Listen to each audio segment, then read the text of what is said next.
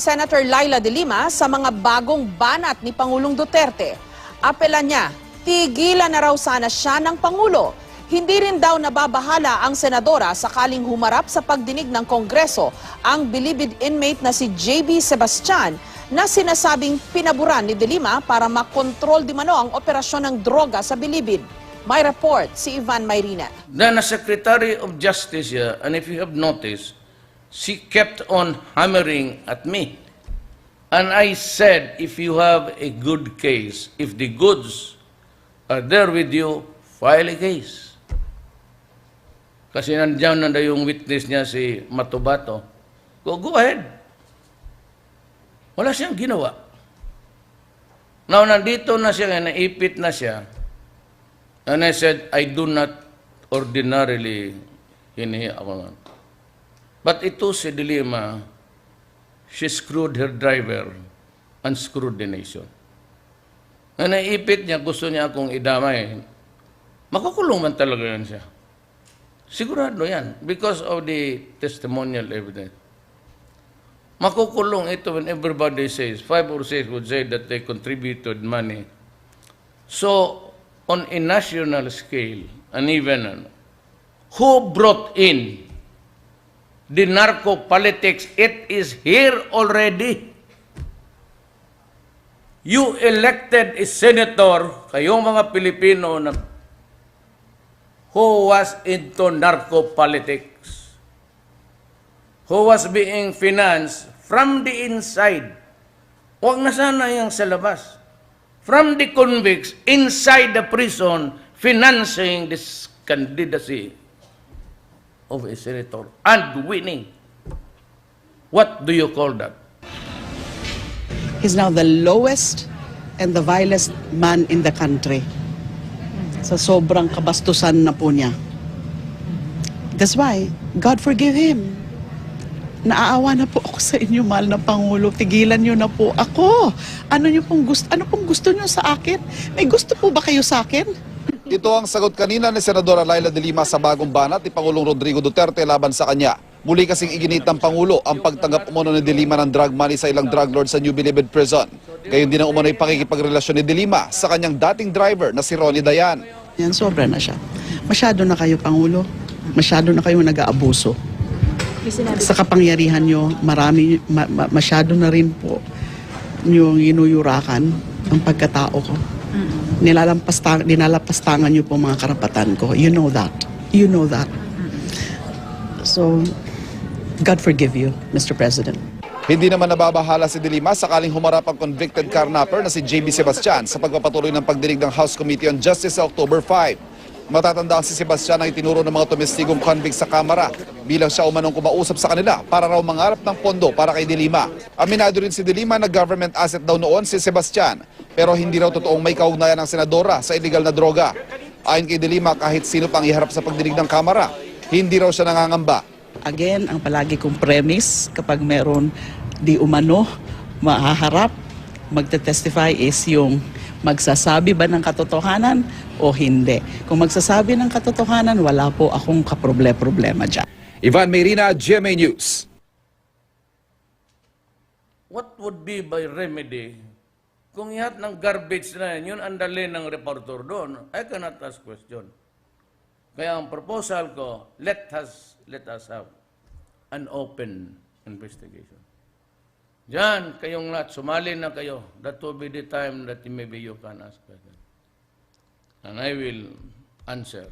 Then, isahin ko kayo, paupuin dyan, tatanungin ko sa iyo. What was your source? Why do you say extrajudicial killing? Was he connected with government? Was there any order? Have you heard it? When was the killing? Where was it done? And you say 1,000 killing? Tell me, who was the fifth victim? What was his name? Basta si de Lima. At pressure under.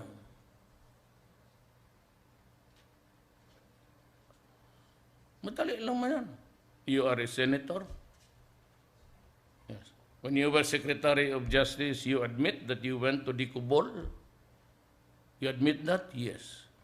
Is that the normal work of a Secretary of Justice? Why would you have an asset such as JB Sebastian? Do you not trust the NBI, the military men, to have your own asset? What was that asset? Was it a sexual asset or a source of information? And why you have to do it at 4 hours? In the meeting after, yan ang tanong ko. You studied for 4 hours, what did you do? Discuss the drug situation. And after discussing the whole of 4 hours, the whole of 4 hours, you were discussing only the drug situation inside the penitentiary.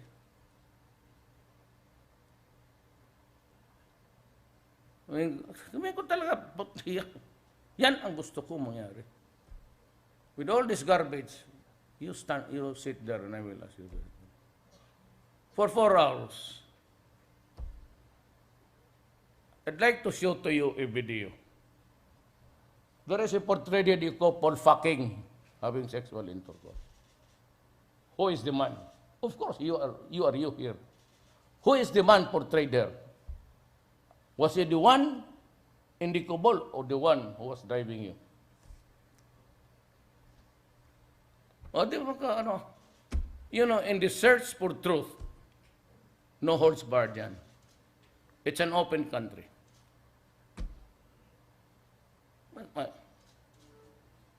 Have you heard this guy, this police, when he shot? Bang, bang! Oh, utos ni Duterte yan. Ito ang critical ngayon. As that in Davao. You know, kanina pa ko nakatingin siya, just relax there and take it easy. Find is it?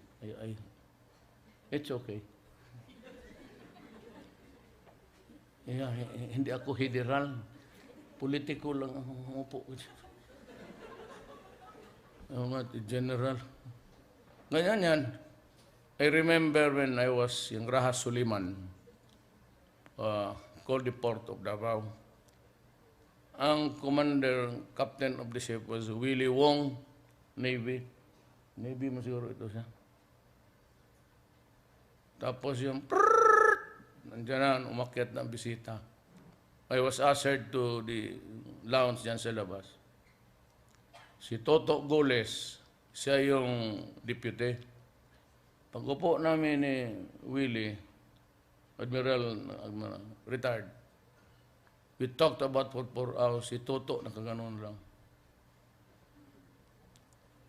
Tapos sinabihan pa siya, stand straight. Doon nakaslout siya. Naging ano yan, FOIC rin. FOIC is the flag officer of, yan ang commanding general nila. Yan ang, hindi ko kasi pwede na sabihin, I will just allow garbage to be received, then brought to the UN, tapos atakihin ako ng ganon. Makabastusan talaga tayo. Sinabi mo. Kasi garbage yun eh. I could not even check kung sino yung... When I was governor, wala kaming security. When I was mayor. Why? Because when my father was governor, he never allowed it for us. Years 56 to 57, my father was the governor of Davao City. It was only one. He would not even allow us to sit in his car, even if it is parked. Natapos na lang siya sa Asia. I never rode. We were never allowed to ride in a government property. Yan ang tinatawag delikadesa. Wala akong inassign. Except for yung bombing noon sa airport. Kasi nga may nangamatay, tapos, retaliation. That's the one that happened in Davao. I knew that it was going to explode. But I have to do my job.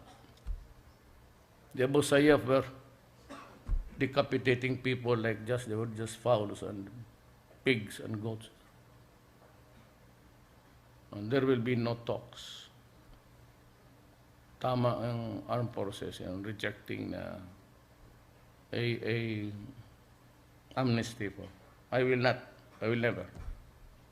There will never be an amnesty for so much. Yan ang So everybody who will testify, they can call the rapporteur, can call anybody from the defense secretary down to lahat, pati yung PNP. Walang gagong magpatay, binabalot pa. My government is not into business of making mummies. Nang balutin mo ng plastic parang mummy, why do you have to do that? If you really want to kill the idiot, you just simply kill him with one bullet in the head. Yun yung mga torture. They forgot itong kayong mga, is there any United Nations dito sa international press? Nakalimutan ninyo na there was an organization, a criminal syndicate, marami kanya-kanya, before I came in. You know very well na ang mga involved, mga pulis, pati mga general, alam ninyo na kung magsalita yung paghuhuli at mag-gather mo isang crowd and they will testify, they will go down to hell. Did you ever think for a moment that these guys are criminals? And you want us now pictured as one? Meron. There are legitimate. At saka ganito, ang bunganga ko is all that matters really. In Davao City, I said to all criminals, go out of my city because if you don't, I will kill you. If you destroy this city, which is making good already, business is now in blossoms, then you fuck it, then we go down again. Kaya sinabi ko, umalis kayo. Totoo yan.